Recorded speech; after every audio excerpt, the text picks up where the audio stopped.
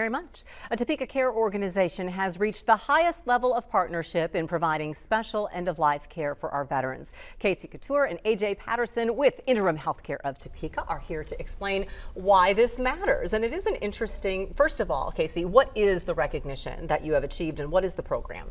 Well, the recognition is We Honor Veterans. It's a program that's designed by the VA and the National Hospice Association. And it's really designed to bring healthcare workers that are working with end-of-life patients in hospice and make sure that they're trained adequately and understand the different issues that go on with veterans. They may have different issues than someone who hasn't been in the military service or in battle. And so this way our company has gone through the extensive training now, and we're achieved our level 5, which is the highest, and we are now a mentor for anyone else across the country that would like to have their hospice also do the same. And the program is very interesting. AJ, what are some of those special needs that you've recognized when it comes to veterans that maybe are different than others? Absolutely. So what's really incredible about the program is the amount of training we do for our clinicians. Our clinicians go in, and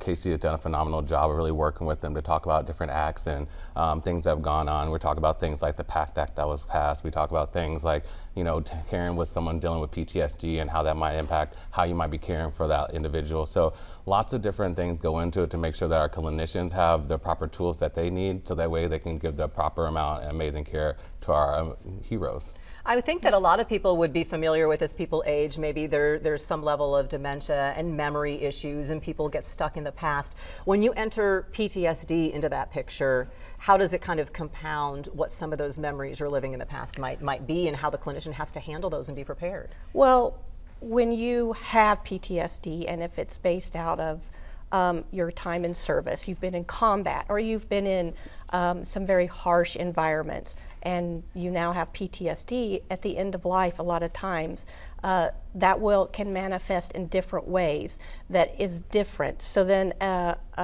someone who is trained in a hospice to work with veterans understands that. So possibly odd things may make somebody lash out or become very upset. So then how do you go in and work with that individual to ultimately make sure that they're getting the best care that they need, because they deserve the best care, whatever the circumstances is. I appreciate too, AJ, what you were saying, that part of this also is connecting with resources. Absolutely. So a big part of what we do is just really working with different organizations and partnerships. We wouldn't be able to do the work we do without connecting with so many of the organizations doing so many phenomenal things here. We're fortunate enough to be able to provide the healthcare side of it, but we work with different organizations, whether it's combat motorcycle veterans, whether it's the local post or the VFWs. We've even worked with the fire departments. And what's been amazing is seeing these different organizations all come together. And, you know, Casey and I are really fortunate. We can make a phone call in an instant. You know, that's the amazing thing about healthcare is people's care can change in an instant, and we can make a phone call that day and rally the troops, and they'll come out to support their other brothers and sisters in uniform. And it's just an amazing thing to watch, and we're just so fortunate enough to be a part of it. What difference have you seen this make in some of the veterans you've worked with? Oh wow, it has just been, so if somebody is on their final days and we call one of our veteran partners, the motorcycle combat vets or the American Legion Post 400, and they come back to say thank you to the veteran with their family surrounding them, to say to them, you know, we do want to honor you before you pass away, because so many people, the thank you comes at the end, at the grave site, when they do present a flag to the family.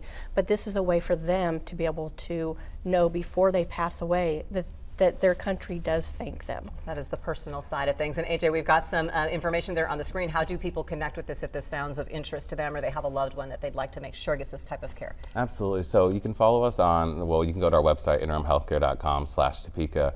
And we're also always looking for individuals who might be passionate about caring for veterans and might be looking to either partner with us or even volunteer. Casey runs our volunteer program. I know she's always looking for volunteers. You know, we're always happy to have them, but you know, that's our biggest thing is, like I said, our ability ability to be able to do this is to continue to expand our reach, and so be able to partner with other organizations who might be doing other veteran care work is going to be incredibly important for us, so we can continue to pass on this service so that many of our other veterans in our community can get this. Well, hospice work is difficult work, and it's very blessed work, and so we appreciate having you as among the organizations that are doing this in our community. Casey and AJ, thank you so very much. Thank you.